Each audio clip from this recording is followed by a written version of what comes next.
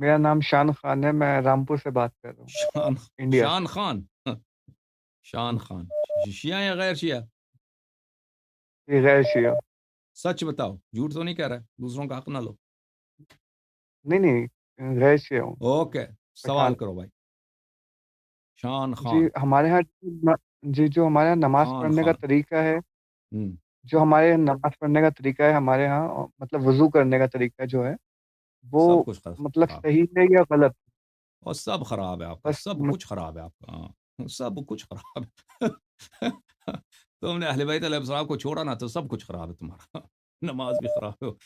معذرت کے ساتھ بھائی، میرے تک قصور نہیں ہے، میں جھوٹ نہیں کہہ سکتا، آپ سے تعارف نہیں کر سکتا۔ آپ کا اذان خراب ہے، آپ کا نماز خراب ہے، ہاں سب کچھ خراب ہے بھائی۔ تو تھوڑا آپ مجھے ڈیٹیل میں بتا وہ سکتے ہیں تاکہ مجھے بھی تسلی ہو جائے اس بات کی؟ دیکھیں، نبی کریم صلی اللہ علیہ وآلہ وسلم نے وضو میں جو ہے پیر پہ مسح کرتے تھے، قرآن کا حکم پیر کے مسح کرو۔ پھر نماز میں جی جو ہے ہاتھ باندھنے سے منع ہے، اور ہاتھ باندھنے کی کوئی دلیل نہیں، آپ لوگ ہاتھ باندھتے ہو۔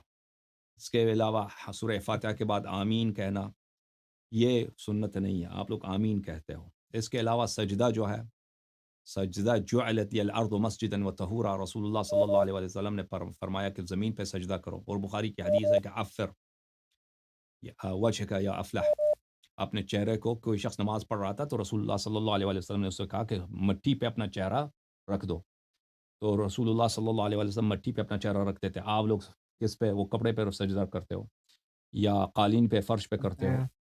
ہاں، تو جی یہ سب اس کے علاوہ میں آپ کے خدمت میں عرض کروں، جو بقیہ جو احکام ہے، رسول پاک صلی اللہ علیہ وسلم نے فرمایا کہ میرے اہل بیت علیہ السلام کی اطاعت کرو، ان سے تمسک کرو۔ تم ان کے احادیث پہ عمل نہیں کرتے، ان کے فرامین پہ عمل نہیں کرتے، تم وہ بن گئے ہو مقلد ابو حنیفہ کی یا شافعی کی یا کسی اور کی۔ تو یہ سب آپ کے سب احکام آپ کے مشکل ہیں، سب احکام جو ہیں ان میں خطائیں، غلطیاں بہت زیادہ ہیں۔ ٹھیک ہے بھائی؟ جیسے جیسے میرے فرینڈ بتایا تھا کہ آپ کا وضو بھی غلط ہے، آپ کی نماز بھی غلط ہے، تو میں نے اس سے بالکل پوچھا کہ مجھے بالکل صحیح بتاؤ کہا کہ اس نے۔ کیسے غلط ہے، کچھ تو میں نے مطلب عرض کیا نا، پروف قرآن سے دکھاؤ۔ اجمالاً کہا، یہی کہا کہ بھائی پہلی بات ہے کہ وضو میں پیر کو مسح کیا جاتا ہے، سر کو مسح کیا جاتا ہے، آپ پورے سر کو مسح کرتے ہو۔ پھر ہاتھ کو کوہنیوں سے دھویا جاتا ہے، یہاں تک آپ نیچے سے اوپر کی طرف، دنیا میں واحد قوم ہے جو نیچے سے اوپر کی طرف دھوتے ہیں نیچے سے اوپر کی طرف، حالانکہ حکم یہ ہے کہ اوپر سے نیچے کی طرف دھو لو۔ پھر نماز کے متعلق تو میں نے عرض کیا نا کہ ہاتھ باندھنا، مٹی پہ سجدہ نہ کرنا، کپڑے پہ سجدہ کرنا، آمین کہنا، اور بھائی آپ وقت بھی وہ نماز آپ کا غلط ہے، مغرب سے پہلے آپ مغرب پڑھتے ہو، یہ باتیں ہیں۔ جیسے اوکے، شیعہ لوگ تو آپ کے ہاں دو نمازیں ملا کے پڑھتے ہیں، تو کیا وہ صحیح ہے؟ جی وہ میں آپ کو حدیث دکھاتا ہوں، آپ مسلم سے، آپ سن لیجئے، خدا حافظ آپ۔ وہ حدیث یہ ہے،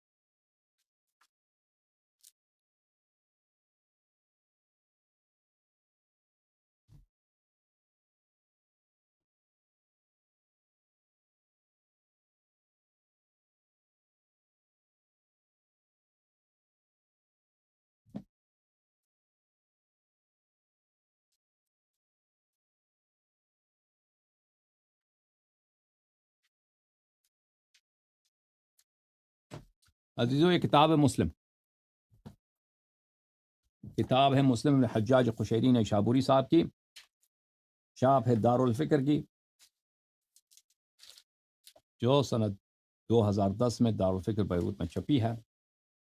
یہ صفحہ نمبر ہے 324، اور یہ ہے باب الجمع بین الصلاتین فی الحضر، سفر کے علاوہ حضر میں، یعنی اپنے شہر میں بغیر سفر کے نماز کو جمع کرنا، دو نمازوں کو ایک ساتھ پڑھنا۔ ابن عباس سے روایت ہے، صلی رسول اللہ صلی اللہ علیہ وآلہ الظہر والعصر جمیعا، رسول پاک صلی اللہ علیہ وآلہ وسلم نے نماز پڑھی ظہر و عصر کو اکٹھے، مغرب عشاء جمیعا، مغرب عشاء کو اکٹھے، فی غیر خوف ولا سفر، نہ جنگ کی حالت تھی، نہ سفر کی حالت تھی، نہ کوئی بارش، کوئی مجبوری نہیں تھی، انہوں نے یہ کیا۔ اچھا، یہ حدیث کئی ایک حدیث ہیں اسی باب میں، صحیح مسلم میں۔ آپ سب کا بہت بہت شکریہ، میں آپ سب کا بہت شکر گزار ہوں۔